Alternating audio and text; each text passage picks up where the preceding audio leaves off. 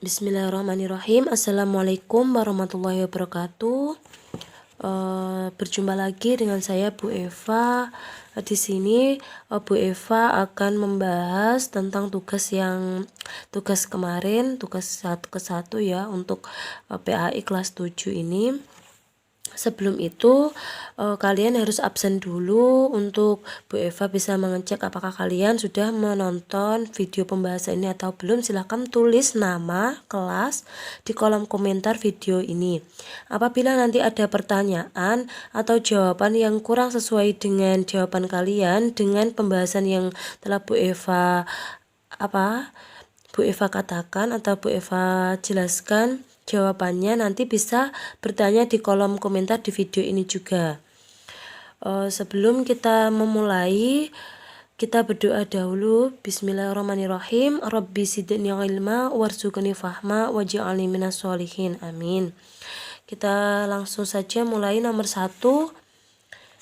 Soal pertama yaitu bagaimanakah sikap orang yang beriman kepada Allah Subhanahu wa taala jika berbuat dosa? Yaitu sikapnya harus segera bertaubat kepada Allah dengan memperbanyak istighfar kepada Allah. Yang kedua, tuliskan terjemahan surat An-Nisa ayat 136 yang artinya, wahai orang-orang yang beriman, tetaplah beriman kepada Allah dan Rasul-Nya dan kepada kitab yang Allah turunkan kepada Rasul-Nya serta kitab yang Allah turunkan sebelumnya. Barang siapa yang kafir kepada Allah, malaikat-malaikatnya, kitab-kitabnya, Rasul-Rasul-Nya dan hari kemudian, maka sesungguhnya orang itu telah sesat sejauh-jauhnya. Itu terjemahan dari surat An-Nisa ayat 136. Nomor 3, bagaimanakah seseorang dapat dikatakan sebagai mukmin yang sempurna? Seseorang bisa dikatakan sebagai mukmin yang sempurna jika dia atau mereka itu mampu bertakwa kepada Allah dengan menjauhi segala larangan dan mematuhi segala perintah Islam yang benar melalui Al-Quran dan As-Sunnah. Itu bisa dikatakan mukmin yang sempurna. Intinya dengan menjauhi segala larangan Allah dan menaati segala perintah Allah. Yang nomor 4, jelaskan cara menumbuhkan sikap beriman kepada Allah Subhanahu wa taala, yaitu dengan cara merenungkan diri bahwa adanya kita, segala sesuatu yang ada di sekitar kita itu karena Allah Subhanahu wa taala. Maka dari itu, jika kita menyadari bahwa segala sesuatu itu karena Allah, maka kita akan semakin menumbuhkan rasa iman kita, rasa takwa kita pada Allah. Karena iman itu apa? Yakin adanya Allah. Seperti itu. Nomor 5, apakah yang akan terjadi terhadap orang yang tidak beriman kepada Allah Subhanahu wa taala? Maka yang akan terjadi yaitu mendapatkan azab di hari kiamat dan tidak akan mendapatkan petunjuk dan termasuk orang yang sesat selama hidupnya. Maka dari itu, mari kita selalu senantiasa beriman kepada Allah agar Allah senantiasa memberikan petunjuk kepada kita dan kita termasuk golongan orang-orang yang beruntung dan bisa selamat di dunia dan di akhirat kelak. Seperti itu ya. Intinya akan mendapatkan azab dari Allah, dari kiamat dan termasuk orang yang sesat. Ini ada 5 soal, setiap poin nilainya 20, jadi kalau benar semua nilainya 100. Per poin 20, jadi kali 5 sama dengan 100. Langsung saja Bu Eva akan melanjutkan pembahasan latihan kedua. Nomor 1, apakah yang Allah Subhanahu wa taala berikan kepada orang-orang yang mau memohon kepadanya? Yaitu jika ada orang yang mau memohon itu seperti berdoa ya, itu maka Allah akan mengabulkan permohonan kita. Misal permohonan kita meminta kita meminta agar kita diberikan kepintaran atau kepandaian, terus mungkin Allah belum memberikan, itu tidak boleh putus asa, selalu memohon dan selalu berdoa kepada Allah diiringi dengan usaha. Jadi kita harus senantiasa berusaha. Caranya bagaimana? Yaitu caranya dengan belajar sungguh-sungguh, dan kita sholat harus tepat waktu dan tidak pernah bolong ya sholatnya. Kalau bisa kita sebagai umat Islam harus senantiasa menjalankan sholat 5 waktu dengan tertib, jangan sampai malas-malasan. Dengan kita senantiasa menjalankan perintah Allah, memohon kepada Allah atas apa yang kita inginkan, semoga cita-cita kita bisa tercapai, maka kita juga harus mengiringi dengan segala usaha kita dengan bersungguh-sungguh belajar dan bersungguh-sungguh ingin mencapai cita-cita yang kita inginkan. Semoga cita-cita kita bisa tercapai semuanya. Jadi pada intinya jawaban nomor 1 itu, maka Allah akan mengabulkan permohonan kita. Nomor 2, apakah arti Al-Alim? Al-Alim artinya Allah Maha Mengetahui. Jadi Allah itu intinya Maha Mengetahui segala sesuatu yang tampak maupun yang tidak tampak. Meskipun kita sudah bersembunyi, misalkan kita pada waktu ujian kita mencontek, meskipun kita gurunya tidak tahu atau orang lain tidak tahu, tapi Allah selalu melihat kecurangan kita. Misalkan seperti itu contohnya. Jadi Allah itu selalu melihat apa yang kita lakukan, baik buruknya kita itu Allah selalu tahu. Maka kita harus senantiasa selalu berbuat kebaikan, karena setiap tingkah laku kita selalu Allah tahu, dan ada malaikat yang telah mencatat setiap amal perbuatan kita. Jadi kita harus selalu berhati-hati ya. Nomor 3, bagaimana cara meneladani Asmaul Husna Al-Kabir? Al-Kabir artinya maha teliti. Cara meneladaninya banyak sekali ya. Contohnya salah satunya teliti saat mengerjakan ujian. Harus teliti, tidak boleh tergesa-gesa, dibaca dengan sesama apa soalnya, apa yang ditanyakan, dibaca jawabannya yang tepat yang mana dengan soal itu. Tidak boleh tergesa-gesa, jadi harus teliti. Teliti tidak hanya hal mengerjakan soal, tapi misalkan mempersiapkan keperluan sekolah juga harus teliti apa yang harus dibawa, apa buku mata pelajaran yang dibawa, sudah siap apa belum, apa peralatannya, itu juga harus disiapkan dengan teliti, dan masih banyak lagi lainnya.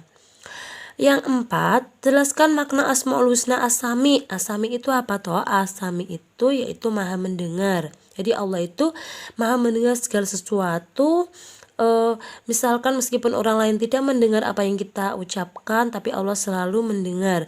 Jadi Allah itu tidak terbatas ruang dan waktu. Setiap kali kita berbicara, apa yang ada di hati kita ingin apa, itu Allah sudah mendengarkan. Jadi makanya kita itu kalau melakukan segala sesuatu harus diimbangi, harus diiringi dengan niat yang baik. Kalau kita mempunyai niat yang buruk, berbicara dalam hati, itu Allah juga selalu tahu. Meskipun orang lain tidak tahu, Allah itu maha mendengar. Maka kita juga harus berhati-hati dalam yang ada dalam hati kita atau isi hati kita. Meskipun tidak kita ungkapkan, tapi kalau kita mempunyai niat yang jelek, Allah juga akan tahu. Kalau kita mempunyai niat yang baik, Allah juga akan tahu. Seperti itu ya, di As-Sami intinya Allah maha mendengar. Nomor 5, jelaskan perbedaan antara Al-Alim dan As-Sami. Al-Alim yaitu Allah maha mengetahui, kalau As-Sami itu Allah maha mendengar. Contohnya, perbedaannya bisa kita lakukan jika Al-Alim itu Allah maha mengetahui. Kita contohkan, kita belajar itu agar apa?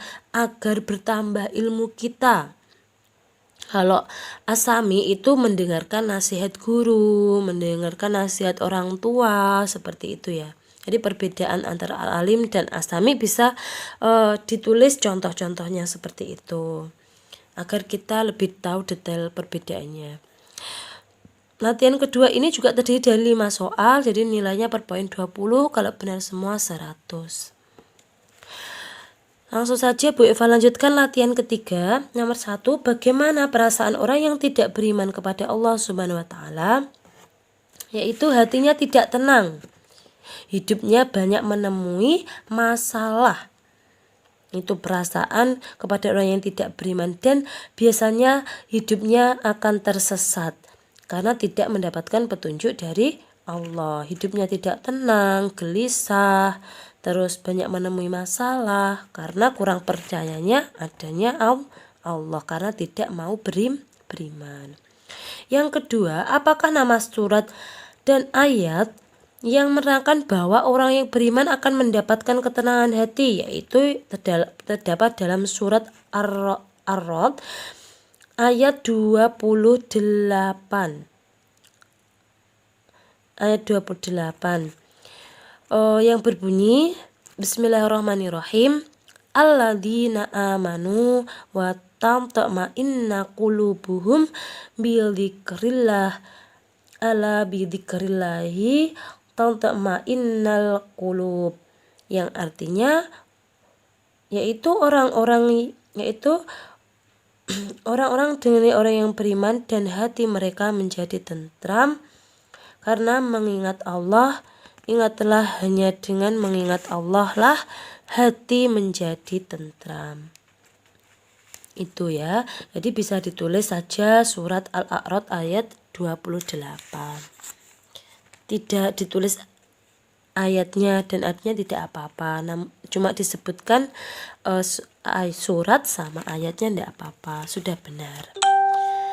Selanjutnya, nomor 3, bagaimanakah perasaan orang yang senantiasa mengingat Allah Subhanahu wa Ta'ala, yaitu hatinya itu akan tenang karena jika menemui kesulitan, yakin bahwa Allah itu ada untuk kita. Allah senantiasa akan menolong kita, akan memberikan kemudahan, akan memberikan petunjuk. Maka perasaan bagi orang yang percaya dan senantiasa mengingat Allah, itu hatinya akan lebih tenang dan akan lebih tentram. Seperti itu, karena yakin bahwa kita itu selalu ditemani oleh Allah. Dalam setiap kesulitan pasti Allah akan memberikan petunjuk, memberikan kemudahan, dan memberikan jalan yang terbaik untuk kita. Nomor 4, mengapa orang yang beriman kepada Allah Subhanahu wa Ta'ala hidupnya tidak akan tersesat? Jawabannya karena senantiasa menjalankan segala hal-hal yang Allah perintahkan, sehingga akan selamat di dunia dan di akhirat kelak. Nomor 5, apakah surat yang menjelaskan bahwa orang yang beriman kepada Allah Subhanahu wa Ta'ala tidak akan merugi, yaitu surat Al-Asr ayat 1-3. Al-Asr semua sudah hafal ya, itu Bismillahirrahmanirrahim, wal asri innal insana lafi khusrin illal ladzina amanu wa amilus solihati wa tawassaw bil haqqi wa tawassaw bis sabr. Shadaqallahul adzim. Mungkin cukup sekian dulu penjelasan dari Bu Eva. Poinnya sama, ini terdiri dari 5 soal, jadi setiap soal nilainya 20 dikali 5 sama dengan 100. Silakan dinilai, silakan dicocokkan dengan jawaban kalian. Kejujuran kalian sangat berarti buat Bu Eva, dan dalam tugas ini kalau sudah kalian nilai silakan difoto, kemudian nilainya ditaruh di samping jawabannya, difoto, kemudian dikirim lewat WA-nya Bu Eva. Saya tunggu dan tetap semangat dalam belajar. Apabila ada hal yang kurang jelas atau jawaban yang tidak sama dengan jawaban kalian, silakan ditanyakan di kolom komentar video ini. Jangan lupa absennya tulis nama dan kelas di kolom komentar juga di video ini. Saya akhiri dulu. Wabillahi taufiq wal hidayah. Wassalamualaikum warahmatullahi wabarakatuh.